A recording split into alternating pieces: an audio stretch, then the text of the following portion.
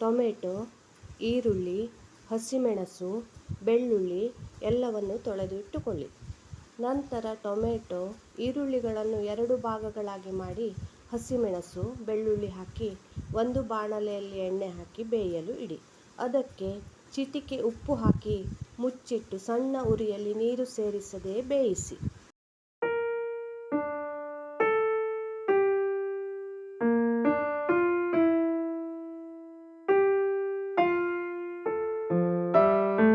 ಸ್ವಲ್ಪ ಆರಿದ ನಂತರ ಟೊಮೆಟೊ ಸಿಪ್ಪೆ ತೆಗೆದು ಹುಣಸೆ ಹಣ್ಣು, ಬೆಲ್ಲ, ರುಚಿಗೆ ತಕ್ಕಷ್ಟು ಉಪ್ಪು ಸೇರಿಸಿ ಮಿಕ್ಸಿಗೆ ಹಾಕಿ ರುಬ್ಬಿಕೊಳ್ಳಿ.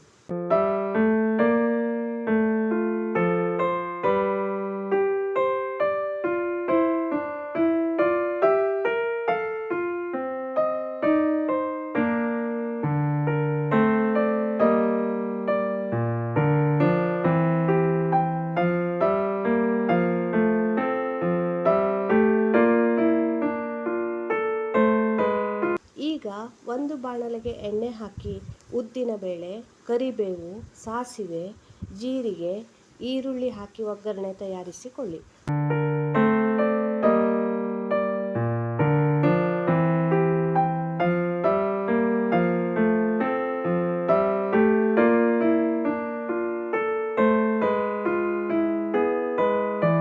ಅದಕ್ಕೆ ರುಬ್ಬಿದ ಮಿಶ್ರಣವನ್ನು ಸೇರಿಸಿ ಚೆನ್ನಾಗಿ ಮಿಕ್ಸ್ ಮಾಡಿ.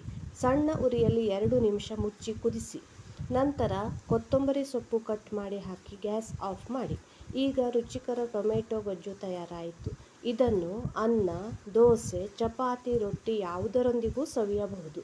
ನೀವು ಹಸಿಮೆಣಸನ್ನು ಬಳಸದಿದ್ದರೆ ಒಣಮೆಣಸು ಅಥವಾ ಮೆಣಸಿನ ಪುಡಿಯನ್ನು ಕೂಡ ಹಾಕಿಕೊಳ್ಳಬಹುದು. ನನ್ನ ಈ ರೆಸಿಪಿ ನಿಮಗೆ ಇಷ್ಟವಾದರೆ ಒಂದು ಲೈಕ್ ಕೊಡಿ, ಶೇರ್ ಮಾಡಿ, ತಪ್ಪದೆ ನನ್ನ ಚಾನಲ್ ಸಬ್ಸ್ಕ್ರೈಬ್ ಮಾಡಿ, ನನ್ನೆಲ್ಲ ಮುಂದಿನ ವಿಡಿಯೋಗಳನ್ನು ನೋಡಿ.